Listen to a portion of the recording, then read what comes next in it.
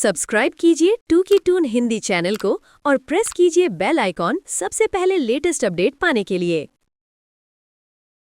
चंबल के बीहड़ों के पास एक छोटा सा गांव था, रामपुर। दिन में यह गांव बहुत शांत रहता था।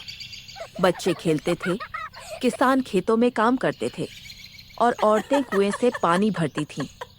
लेकिन जैसे ही शाम होती, पूरे गांव में डर फैल जाता था। उस डर का नाम था मंगल सिंह। मंगल सिंह इलाके का सबसे खतरनाक डाकू था। लंबी मूछें, कंधे पर बंदूक और आंखों में ऐसा गुस्सा कि सामने वाला कांप जाए। गांव वाले कहते थे कि मंगल सिंह के दिल में दया नाम की कोई चीज नहीं है। वह अमीर गरीब किसी को नहीं छोड़ता था। जो भी उसके रास्ते में आता, वह उसे लूट लेता। एक रात पूरा गांव सो रहा था। तभी अचानक घोड़ों की तेज आवाज सुनाई दी।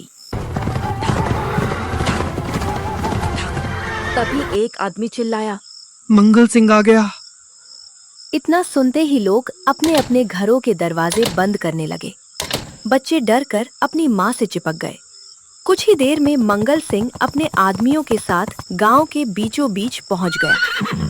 उसने जोर से चिल्लाकर कहा, सुनो गांव वालों, जो भी पैसा और गहने हैं चुपचाप बाहर निकाल दो, वरना पूरा गांव जला दूंगा। उसके आदमी घर घर जाकर लूटपाट करने लगे।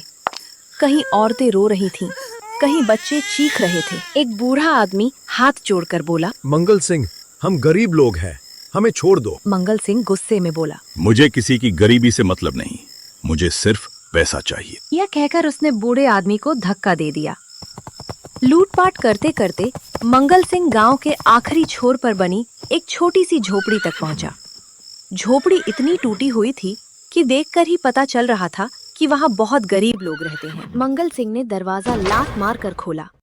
अंदर एक कमजोर औरत और उसका छोटा सा बेटा बैठे थे। औरत की हालत बहुत खराब लग रही थी।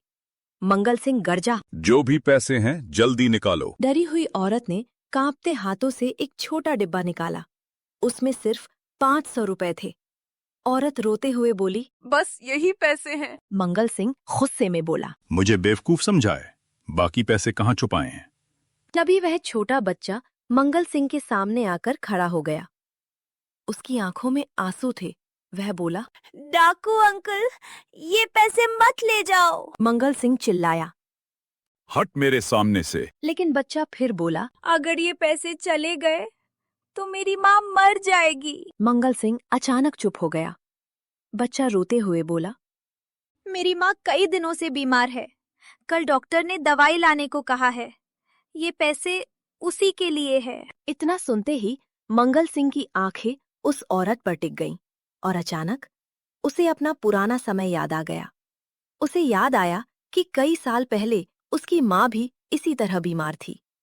उस समय वह बहुत गरीब था।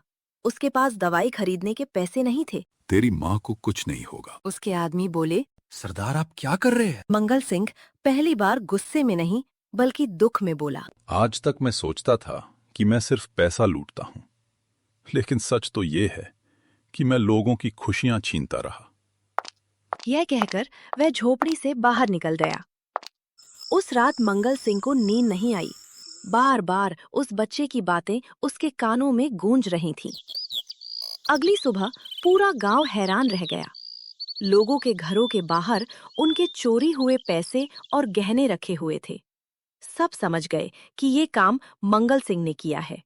उसी दिन मंगल सिंह सीधे पुलिस स्टेशन पहुंच गया। पुलिस वाले उसे देखकर चौंक गए। मंगल सिंह ने अपनी बंदूक जमीन पर रख दी और बोला, मैं आत्मसमर्पण करने आया हूं। पूरे इलाके में यह खबर फैल गई। जिस मंगल सिंह के नाम से लोग कांपते थे, आज वही अपनी गलतियों पर पछता रहा था। कुछ दिनों बाद वही छोटा बच्चा अपनी माँ के साथ जेल में मंगल सिंह से मिलने आया। बच्चा मुस्कुराकर बोला, डाकू अंकल, मेरी माँ अब ठीक हो गई। यह सुनकर मंगल सिंह की आंखों में आंसू आ गए।